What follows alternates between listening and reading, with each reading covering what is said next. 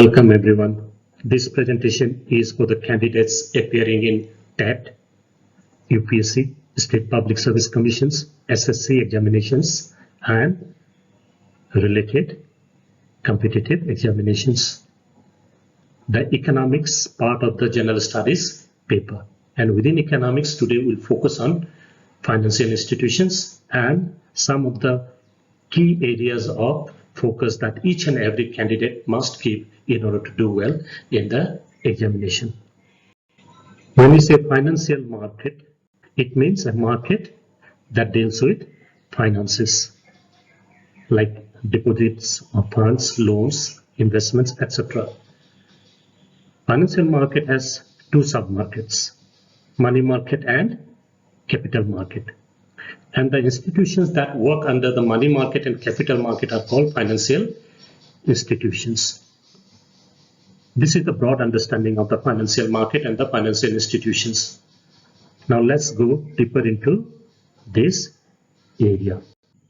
Money market is the market for short-term loans for less than a year. Commercial banks are the main institutions of the money market. Which agency controls the money market in India? Is the Reserve Bank of India, which happens to be the central bank of India. So in each and every country there is a central bank, and the central bank regulates the money market, or we can say the central bank regulates the commercial banks in the country.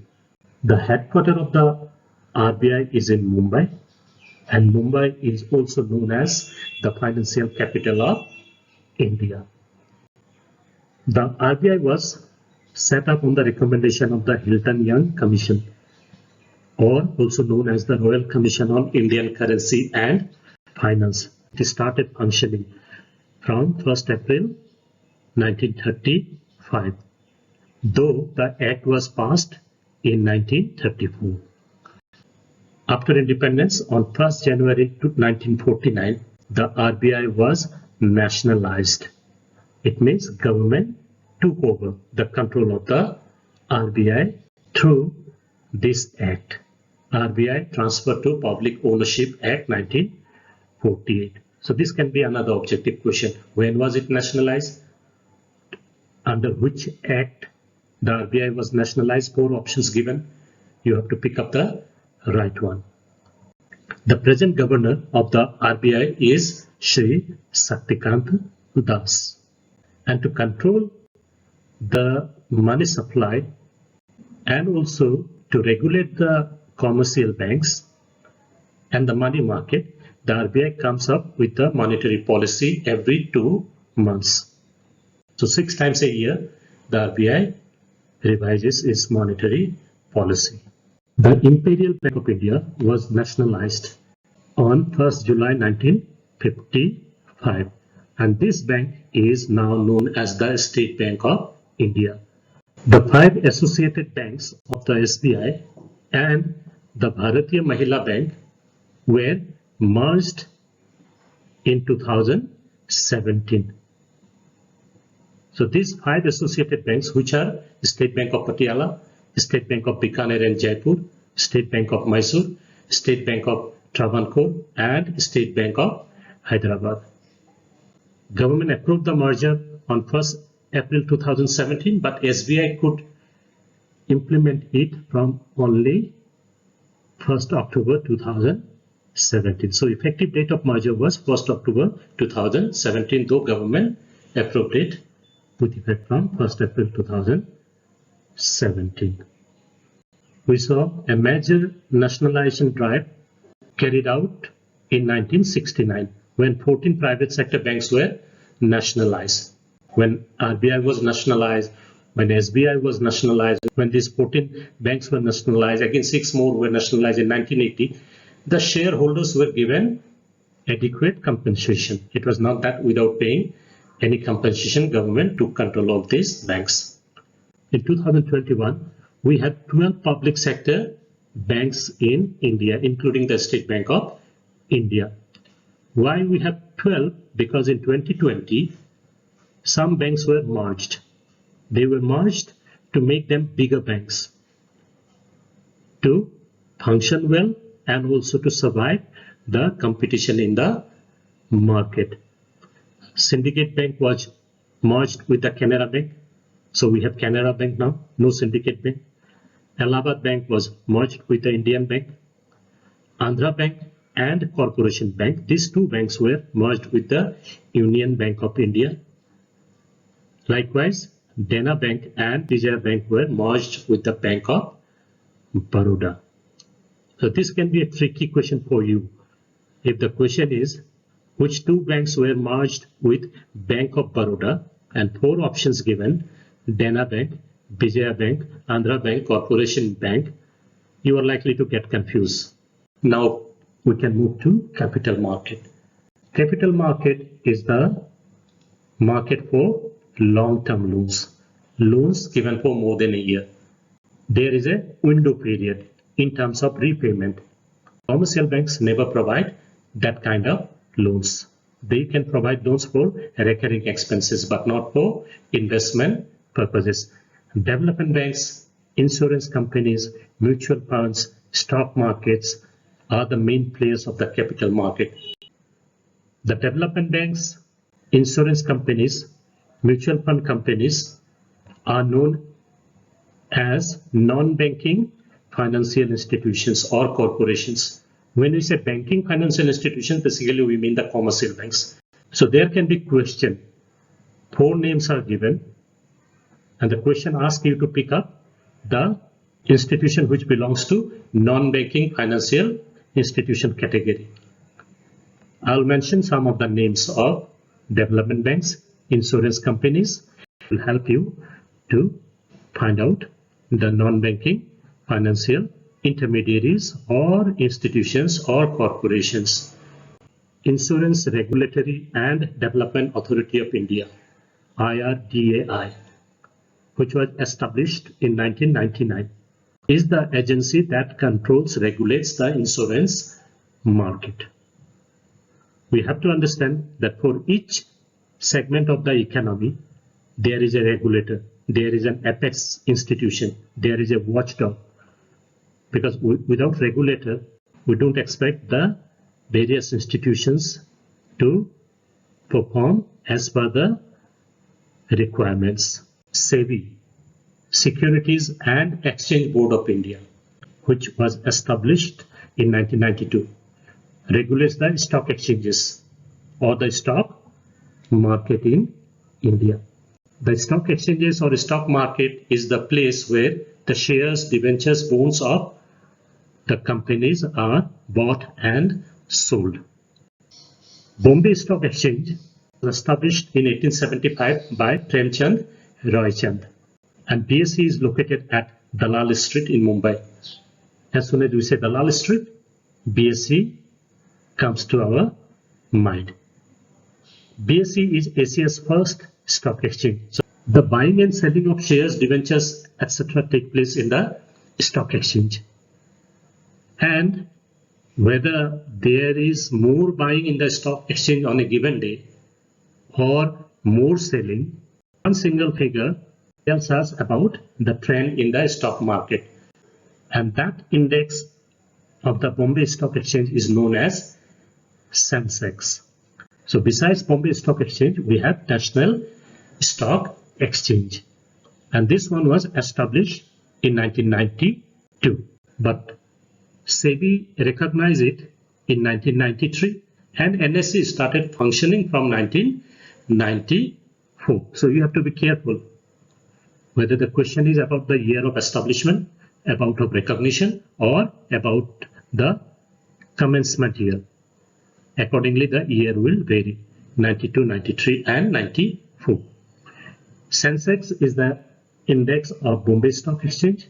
Nifty is the index of National Stock Exchange. India International Exchange Limited. The full form, in short form, is called India INX, is India's International Stock Exchange, and it's a subsidiary owned by the Bombay Stock Exchange. Two additional information. In a stock market, we use two terms, bulls and bears. Bullish trend, bearish trend. Bulls are the optimists. they expect the share prices to go up in the future, so they buy. Bears are the pessimists. They expect the share prices to go down, so people sell. So bullish trend means positive attitude among the speculators. Speculators are the people who buy and sell securities on daily basis. And bears are those speculators who expect the share prices to go down, so they are expecting loss. Because if share prices go down, they can sell at lower prices only in future. So they will have loss. So there is a tendency to sell more. So if Nifty is going down, if Sensex is going down, that means there is bearish trend in the market. If they are going up, then it's a bullish trend. Development banks are also part of the capital market. These are some of the development banks. IFCI stands for Industrial Finance Corporation of India Limited, which was set up in 1948. ICICI stands for Industrial Credit and Investment Corporation of India, set up in 1955. IDBI, Industrial Development Bank of India, set up in 1964. I'm sure that you have seen the commercial banking division of IDBI, IFCI, ICICI, or the insurance business of these companies. And that has happened up to 1991. Initially, they were set up as development banks, but in the liberalization framework, these banks have multiplied their businesses and they have jumped into insurance sector, commercial banking sector, and mutual fund sector as well. When we talk about the insurance sector and the life insurance particularly, then the leading player in the insurance sector is the Life Insurance Corporation of India, LIC, which is a public sector entity, which was set up on 1st September 1956.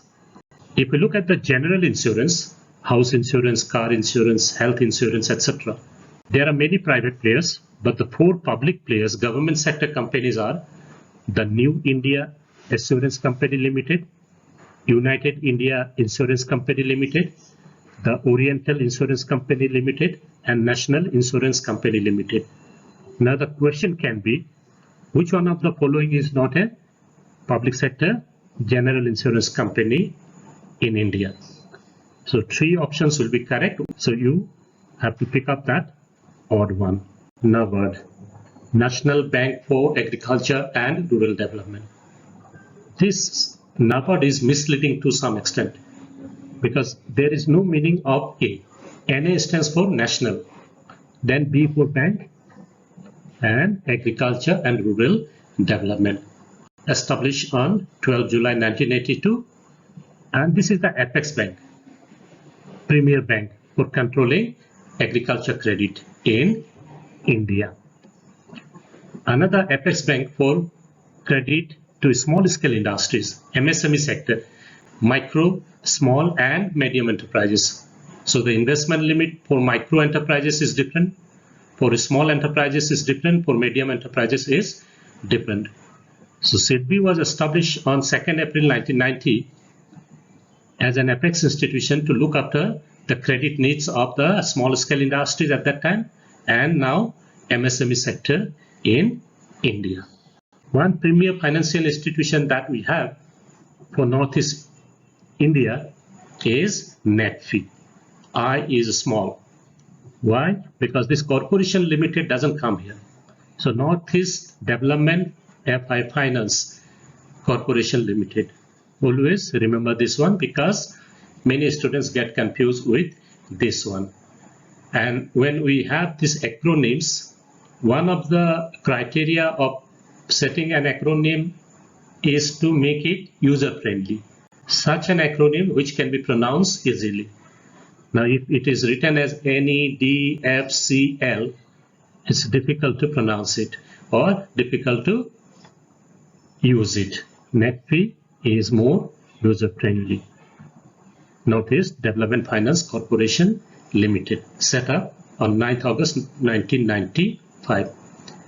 NEC, Northeastern Council, is not a financial institution. Rather, it's an organization that coordinates the development works of the northeastern region of India, particularly the centrally sponsored projects. with its headquarters in Shillong, set up on 7th November 1972 by the Northeast Council Act 1971. Another important development that came in the banking sector in India was the setting up of regional rural banks in 1975 through the RRB Act 1976. Initially, RRBs were set up through an ordinance, not through an act. Act was passed 1 year later. Assam Gramin Bikash Bank is the example of regional rural bank.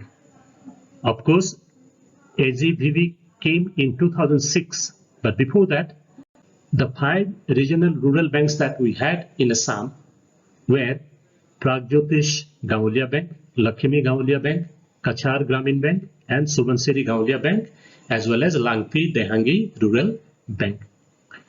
These 4 banks were merged together to form the Assam Gramin Bikash Bank in 2006, and in 2019, the remaining RRB, Langpi Dehangi Rural Bank, was also merged with AGBP.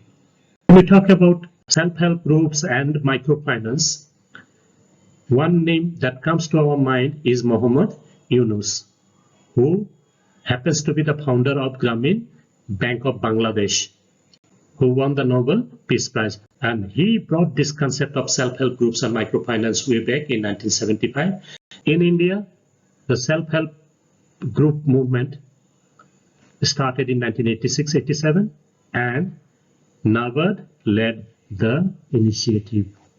If we look at the role of financial institutions, then they promote savings, they provide loans or funds for investment and consumption purposes, and thereby they promote capital formation in the country. Then we had barter system before money came into being. Goods were exchanged for goods. And the drawbacks, the problems of the barter system were these. The most important one is the lack of double coincidence of wants. 2 people meeting each other who want to exchange each other's goods or services. That is the biggest problem. Second one is the lack of common measurement of value. How to exchange a goat with potatoes. Very difficult. If you have money, then you can easily exchange them by converting them into money values. In barter system, another problem is the difficulty in future payments, contract payments, and also storing the value. All these problems are overcome by the introduction of money in the economy. If we look at the functions of money, and particularly the primary functions, then there are 2 primary functions. Money acts as the medium of exchange. Money is used for buying goods and services, and money is also used to express the value of each and every commodity and service. Secondary functions are store of value. Money can be stored for longer duration. And standard deferred payments relate to future payments. With the help of money, contracts can be signed with regard to future payments. Agreements can be had with regard to future payments. Legal tender money means the money issued under the legal direction of the government. The coins up to 1 rupee are considered as limited legal tender. Up to only certain value they can be paid. After that, the receiver can refuse and no one can hold him responsible legally. Unlimited legal tender money, each and everyone is bound to accept unlimited amount of money in those denominations. That is the difference. Fiat money is the legal tender money which run on the order of the government. Whereas fiduciary money, it runs on trust, so one can refuse. Checks, demand drafts are the examples of fiduciary money. I may refuse to accept them. I won't be held legally responsible for my refusal. In case of fiat money, legal tender money, if I refuse, I'll be legally making a mistake. The definition of money or money supply includes currency and coins, plus demand deposits and other deposits. You have to remember this. What does money include? 4 options given: currency, coins, demand deposits, other deposits, and one more: saving deposits. So M1, the simplest definition, the narrow definition, does not include saving deposits or term deposits, fixed deposits in the concept of money supply. In India, we have 4 measures of money supply: M1, M2, M3, and M4. So I'm talking here about M1. I'm not going to explain each and every component here because this is very objective type of information sharing. RBI prints currencies in India, we know that. And the system that RBI follows is minimum reserve system. This one you have to remember. And under minimum reserve system, RBI must keep a reserve of rupees 200 crores with 115 crores in gold and the remaining 85 crores in foreign currencies. And on the basis of that 200 crores, the RBI can go on printing as much currency as it wants or the economy needs. But we have to remember that 1 rupee coin, nowadays we don't have notes, 1 rupee notes, 1 rupee coin and the coins of lower denomination, they are also not minted nowadays, not produced, but they are produced by and supplied by the Ministry of Finance, Government of India. All other currencies and coins are printed by the Reserve Bank of India. And as far as the currency press or presses are concerned, the press where the currencies are printed in India, there are 4, 2 owned by the Government of India and 2 owned by the RBI. And they are located at Nasik, Devas, Mysuru and Salboni. Commercial banks' primary functions are accepting deposits from the public, accepting the savings of the people in various deposits like current account, savings account, recurring account and fixed account. These are the 4 important types of accounts that the commercial banks provide. Likewise, commercial banks also provide loans. The loans, they are given in the form of discounting the bills of exchange, overdraft facility, consumer credit, etc. I would like to share with you, but I don't think it's appropriate to discuss here, or I have time to discuss each and every component. Agency functions, there are many. I have mentioned 3 important ones. As an agent of the customer, the commercial banks collect checks, demand drafts, dividends, and also makes payments in the form of checks, taxes, bills, etc. on behalf of the customers. The commercial banks transfer funds of the customers from one place to another, even foreign transfers. Nowadays we have RTGS and NEFT, real-time gross settlement, RTGS, National Electronic Fund Transfer, NEFT, used to transfer the funds. And the commercial banks also perform the role of trustee and executor of the wills of the customers. If the customers leave behind a will and entrust the responsibility of executing the will with the commercial bank, then commercial bank fulfills this responsibility as an agent of the customer. General utility functions, commercial banks provide locker facility where people can keep their valuables. Underwriting of securities, when companies they sell shares, debentures, etc., a commercial bank has to underwrite the securities, thereby giving the guarantee that will carry out all the transactions on behalf of the company as per the legal requirements. Commercial banks also issue letter of credit, whereby the commercial banks give the certificate of credit worthiness. The credit, you can say, capability of a person or a department. If you look at the functions of the RBI, which happens to be the Central Bank of India, it acts as a bank of note issue. RBI can only print the currencies in India except the 1 rupee note or coins and coins of lower denominations. RBI acts as the banker of the government, receipts and payments of the government done through the RBI.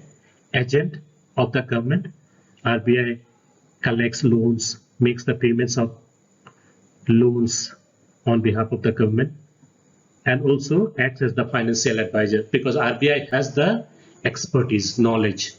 So from time to time or whenever sought for, the RBI gives suggestions to the government to prepare different policies. RBI also works as a banker's bank. All the commercial banks have accounts with the RBI, and they also keep their deposits, a part of their deposits with the RBI. And RBI also acts as the supervisor of the money market or the commercial banks. RBI is the lender of the last resort. Lender of the last resort means the commercial banks can go to the RBI as the last option if they are in financial trouble, and RBI generally helps them because RBI exists to see the smooth functioning of the money market. And if commercial banks fail, money market will suffer, the economy will suffer. Commercial banks are always bailed out in times of crisis by the Reserve Bank of India. Countries' foreign exchange reserves are maintained by the RBI. RBI facilitates the clearing of dues among the bank branches of different banks and RBI also controls credit. RBI has monetary policy, and within monetary policy, it has quantitative methods of credit control and qualitative methods of credit control to regulate the credit giving capacity of the commercial banks. We have come to the last part of our presentation.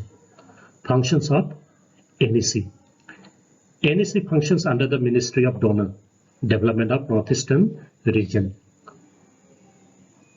And NEC is the nodal agency to carry out the various economic and social development projects implemented under the centrally sponsored schemes.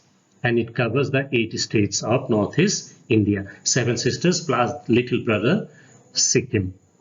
As the name suggests, it is Northeast specific financial institution which provides finance to the MSME sector, which provides finance to microfinance institution and NGO, and also consultancy and advisory services to the state governments and corporates whenever required.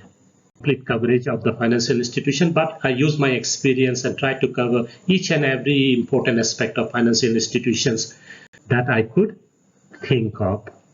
So if you are happy, please subscribe the channel. Okay.